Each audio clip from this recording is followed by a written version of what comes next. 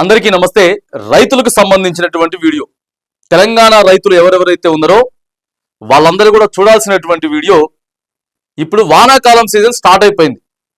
వాతావరణ శాఖ కూడా హెచ్చరికలు జారీ చేస్తా ఉంది. రాబోయే 2 రోజులలో వర్షాలు, 3 రోజులలో వర్షాలు అని చెప్తా ఉంటే 2018 నుంచి తెలంగాణ రైతులంతా కూడా రాష్ట్ర ప్రభుత్వం నుంచి కొద్దిగా ఆర్థిక సహాయం అందుతుంది, రైతు బంధుగా ఇస్తా ఉంది ప్రభుత్వం అని చెప్పి ఆలోచన చేసిరు.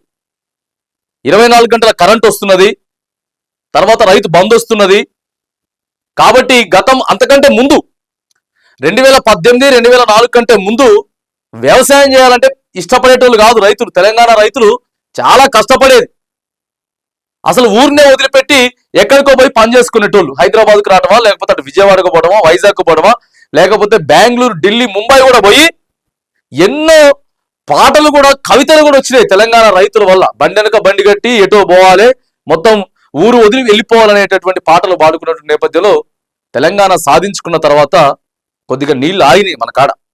ఆంధ్రకెళ్ళి పోకుండా నీళ్లు ఆగినాయి. మన కరెంటును కూడా జాగ్రత్తగా వాడుకున్నాం. తర్వాత కొంచెం పెట్టుబడి సాయం ఇచ్చేటటువంటి ప్రయత్నం కూడా గత ప్రభుత్వం చేసింది. గత ప్రభుత్వం అనే చెప్తున్నాం కానీ కేసీఆరా లేకపోతే ఇంకోటని చెప్తలేం. గత ప్రభుత్వం, ఏ ప్రభుత్వం అయినా సరే ప్రజల కోసం ఆలోచన చేస్తుంది. ఏ ప్రభుత్వాలు ఉంటాయి కానీ ఆ ప్రభుత్వంలో నాయకులు పర్మనెంట్ గా ఉండరు. గంతకంటే ముందు ఎంతోమంది ముఖ్యమంత్రులు చేసిన తర్వాత కేసీఆర్ వచ్చిన 10 ఏళ్ళు చేసిన అయిపోయింది. మళ్ళీ ఇప్పుడు కొత్త ప్రభుత్వం వచ్చింది. కాబట్టి ప్రభుత్వం రైతుల్ని ఆదుకునేటటువంటి ప్రయత్నం చేసింది.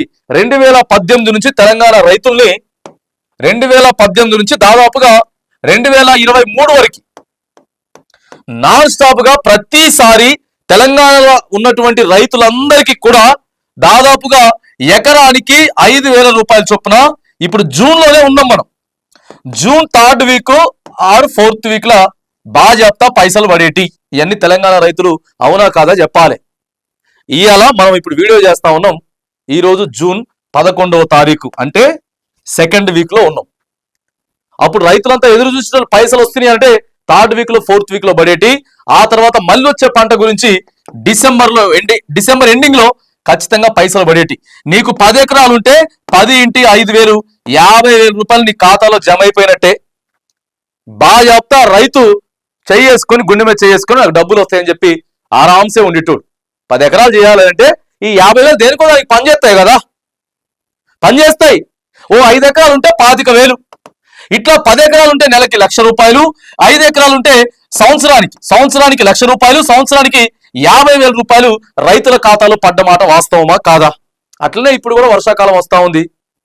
ఖచ్చితంగా మళ్ళా చేనులకు పోవాలి, నారు పోయాలి, దుక్కి దున్నాలి, మళ్ళా నాటు వేయాలి, దానికి కలుపు తీయాలి, దానికి మందు చల్లాలి, ఇవన్నీ ఉంటాయి. ఇప్పుడు పారబట్టుకొని పోతాడు రైతన్న. ఇక వర్షాలు పడతా ఉన్నాయి.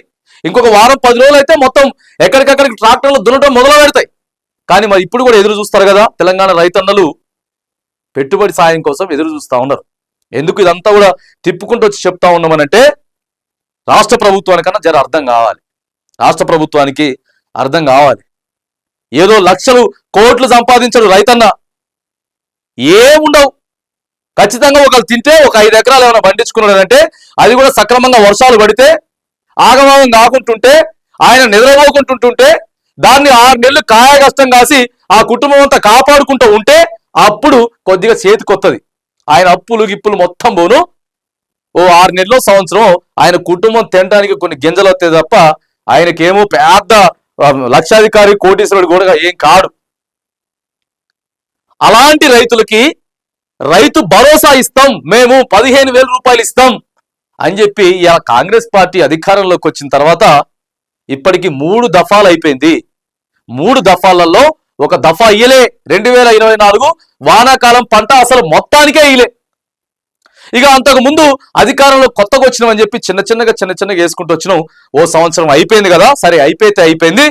ఇక 2025 నుంచి అయినా సరే సక్రమంగా ఇస్తారేమని చెప్పేసానంటే జనవరి 26వ తారీఖు రిపబ్లిక్ డే సందర్భంగా మొదలు పెట్టినటువంటి ప్రభుత్వం ఇగో ఇవాల్టి వరకు కూడా 5 ఎకరాల లోపు పైసలు అది కూడా అందరికి వేయకుండా ఇబ్బందులు పెడతా ఉన్నారు. ఇంటి పక్కన ఆయనకు వస్తే ఇటు పక్కన ఆయనకి రావు, ఆ ఊరు ఆయనకు వస్తే ఈ ఊరు ఆయనకి రావు. అదే సర్వే నెంబర్లో సగం ఎకరం భూమి సగం భూమికి వస్తుంది, సగం భూమికి రాదు. గా పంట అట్లనే పోయింది. మళ్ళీ ఇప్పుడు వర్షాకాలం వస్తా ఉంటే రైతన్నులు ప్రభుత్వ సాయం కోసం ఎదురు చూస్తా ఉన్నారు. 15,000 ఇవ్వలేరని చెప్పిర్రు, 12,000 అని చెప్పిండ్రు. 12,000 ఇప్పుడు ఒక పంటకు వచ్చేసి 6,000 అని చెప్పిర్రు. ఆ 6,000 వస్తే ఎంతో కొంత తోడైతుంది, రైతన్నలకు తోడైతుంది. రైతు బంధు కోసం వాళ్ళు ఎదురు చూస్తా ఉన్నారు. ఇలా భరోసాగా పేరు మార్చిర్రు, ఎదురు చూస్తా ఉన్నారు. మరి ఎప్పుడు ఇస్తుంది రాష్ట్ర ప్రభుత్వం? తుమ్మల నాగేశ్వరరావు గారు దయచేసి స్పష్టత చేయాలి. ఇస్తామని చెప్తున్నారు, త్వరలో అని చెప్తున్నారు. వేసిన పంటలకే అని చెప్పిర్రు, గతంలో అంతే చెప్పిర్రు, అంతకు ముందు అంతే చెప్పిర్రు కదండి. తీసేసింది కదా, తీసే బోంగా మిగతా లిస్టే ఉంది కదా, ఆ మిగతా లిస్ట్ ప్రకారం వేయరాదండి. పడవబడ్డ భూములకి, గుట్టలకి, మెట్టలకి, వెంచర్లకి, తర్వాత పెట్రోల్ బంకులు, హైవేలు, అవి ఇవి మొత్తం మేము తీసేసినామని చెప్పారు కదా, ఆల్రెడీ లిస్ట్ ఉంది కదా. మరి ఇక పైసలు వేయొచ్చు కదండి. రైతుల కోసమే కదా మాట్లాడేది. రైతులు ఎదురు చూస్తా ఉన్నారు కదా. ఇలా ఎంతో కొంత ఇస్తే, లేకపోతే మళ్ళా పోవాలి. పంట కొద్దిగా లేట్ అవుతుంది, పైసలు లేకపోతే అప్పు దొరకదు. ఇప్పుడంతా కూడా ఎవరన్నా ఫోన్ చేస్తే అదే నాకు ఒక 5,000 10,000 కావాలి అప్పని రైతు అడిగేటటువంటి పరిస్థితికి మళ్ళీ వచ్చింది. ఇప్పుడు వాస్తవం అది. హైదరాబాద్ లో ఎవరైనా పని చేస్తా ఉంటే ఇంటి చుట్టుపక్కల ఫ్రెండ్స్ అరే ఫోన్ చేసి, నేను మళ్ళీ డిసెంబర్లో నా పంట చేతికి వచ్చిన తర్వాత నీకు ఇస్తా గానీ ఎంతో కొంత కలిపి నాకు 10,000 15,000 ఈ అనే కాడికి వచ్చింది కథ.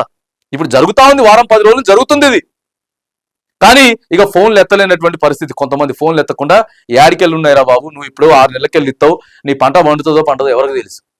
అదే నువ్వు ఒక 4 ఎకరాలు ఉన్న రైతుకి 4 ఆళ్ళు 24,000 రూపాయలు డబ్బులు ఇస్తే బాధ్యత ఎవరిని అడగాల్సిన అవసరం లేదు. అప్పు ఆ 24,000 పట్టుకుపోయి మంచిగా అక్కడ ట్రాక్టరానికి కొద్దిగిస్తాడు, నారేసిటోళ్ళకి కొద్దిగిస్తాడు. ఇదంతా జరుగుతుంది. ఇదంతా ప్రాసెస్ దాదాపుగా 5 సంవత్సరాల నుంచి తెలంగాణ ప్రజలు, అంటే 10 పంటల నుంచి అలవాటు పడ్డ తెలంగాణ ప్రజలు అంటే ఆర్థిక సాయం చేసుకుంటూ వస్తుంది ప్రభుత్వం.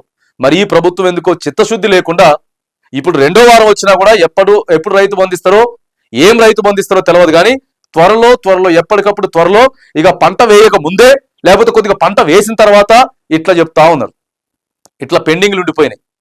దయచేసి ఇప్పటికైనా సరే రాష్ట్ర ప్రభుత్వం కనువిప్పు కలిగి ఇప్పటికైనా సరే కళ్ళు తెలిసి, మరి వానాకాల సీజన్ వచ్చింది, మొత్తం వర్షాలు వస్తా ఉన్నాయి, పంటలు పండించుకోవాలి రైతులు.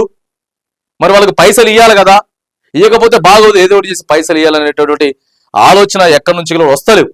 ఏదో కొన్ని అప్పుడప్పుడు తుమ్మల నాగేశ్వరరావు గారు ఇస్తాం అని చెప్తుంది, కానీ ఎక్కడ ఖచ్చితమైన క్లారిటీ లేదు. అంతకు ముందు గత ప్రభుత్వంలో లేదు. ఇక అప్పుడు ఇస్తాం, ఇప్పుడు ఇస్తాం, త్వరలో ఇస్తాం, ఏం లేదు.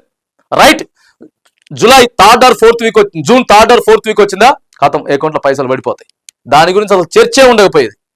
December 3rd or 4th week వచ్చిందా పైసలు పడిపోయేటి. గతం పడ్డట్టు కూడా ఒక్కోసారి తెలవకపోయేది. వాస్తవం ఇది, తెలంగాణ రైతులే చెప్పాలి. ఒక్కోసారి రైతు బంధు పైసలు పడ్డాయంటే అది టక్కున పడ్డాయా అని చూసి ఎలా ఎదురు చూడాల్సిన పరిస్థితికి వచ్చింది. రైతన్న ఎదురు చూడాల్సిన పరిస్థితికి వచ్చింది. ఇప్పటికే తెలంగాణ రైతన్న చాలా ఆగమైపోయాడు. ఎందుకంటే ఉమ్మడి ఆంధ్రప్రదేశ్ లో నలిగిపోయిండు. అప్పుడు ఎన్నుండేటి మోటార్లు బాగు చేసే షాపులు ఎన్నుండేటి తెలుసా? కరెంటు చక్కగా లేక ఉత్తగా లో వోల్టేజ్ అయ్యి మోటార్లు మొత్తం బాయికడ గాలిపోయేటి. బాయికడ గాలిగిపోతే మళ్ళీ మండల కేంద్రానికో జిల్లా కేంద్రానికో దాన్ని పట్టుకొని మిషన్ పట్టుకొచ్చుకొని తీసి మళ్ళీ బాగు చేయించుకొని మళ్ళీ ఆడికి పోతే అది 2-3 రోజులలో మళ్ళీ గాలిపోయింది మోటార్ మళ్ళీ అయిపోయి కొత్త ఆయన వైండింగ్ చేయాలంటాడు, అది పోయిందంటాడు, ఇది పోయిందంటాడు, మళ్ళీ 1,000-2,000 రూపాయలు పెట్టుకొని మళ్ళా రైతన్న. ఇది కథ. 2014 కంటే ముందు తెలంగాణ రైతుల కథ ఇదే. కానీ వాళ్ళు వచ్చిన తర్వాత మన కరెంటు మనం చేసుకుంటా ఉన్నాం. 24 గంటల కరెంటు వస్తుంది. ఇప్పుడు ఏం మోటార్లు లేవు, మోటార్లు గాలిపోతలేవు. మంచిగా ట్రాన్స్ఫార్మర్లు వేసుకున్నారు, లైన్లు వేసుకొని పొలాలలో బాజాప్తా నీళ్ళు వస్తా ఉన్నాయి. అలాంటిది ముందుకు తీసుకుపోవాలి కానీ వెనక్కి తీసుకుపోయేటటువంటి ప్రయత్నం చేయొద్దని చెప్పేసి ఇగో తెలంగాణ రైతుల పట్టాన మనం ప్రభుత్వాన్ని డిమాండ్ చేస్తా ఉన్నాం.